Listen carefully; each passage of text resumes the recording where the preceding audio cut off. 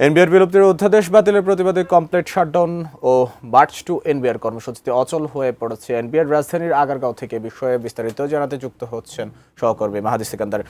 মাহাদি, এই যে এনবিআর বিলুপ্তির অধ্যাদেশ বাতিলের প্রতিবাদে যে কর্মসূচি, সেই প্রতিবাদ কর্মসূচির আজকের অবস্থা কেমন দেখছেন?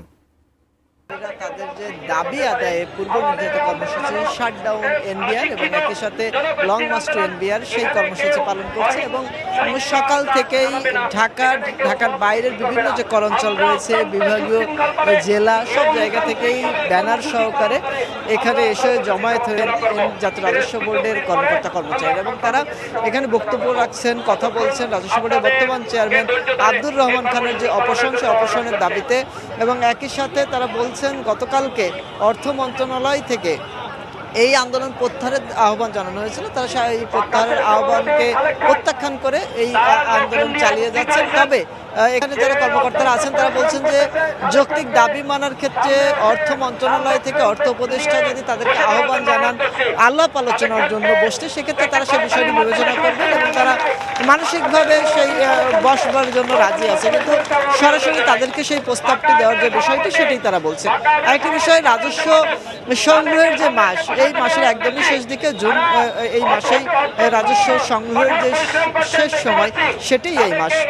সেই মাসের শেষ সময় এসে শাটডাউন কর্মসূচিটা রাজস্ব আদায়ের ক্ষেত্রে বিরূপ প্রভাব ফেলবে, সে বিষয়টিও তারা বলছেন যে আমাদের আসলে দেয়ালে পিঠ থেকে গেছে, যৌক্তিক দাবির কারণেই তারা এই শাটডাউন কর্মসূচি প্রদানে বাধ্য হয়েছেন। এবং এই মুহূর্তে যদি একটু দেখানোর চেষ্টা করি, নিশ্চয়ই দেখতে পাচ্ছেন মূল ফটকের সামনে এখানে বসে আছেন কর্মকর্তা কর্মচারীরা এবং আইন শৃঙ্খলা রক্ষাকারী বাহিনীর যে উপস্থিতি সেটিও দেখতে পাচ্ছেন। এখানে সেনাবাহিনীর উপস্থিতি আমরা দেখিনি, তবে এই মুহূর্তে বিজিবি, নৌবাহিনীর ব্যাটালিয়ন যারা আছেন তারা এসেছেন এবং পুলিশের উপস্থিতি রয়েছে।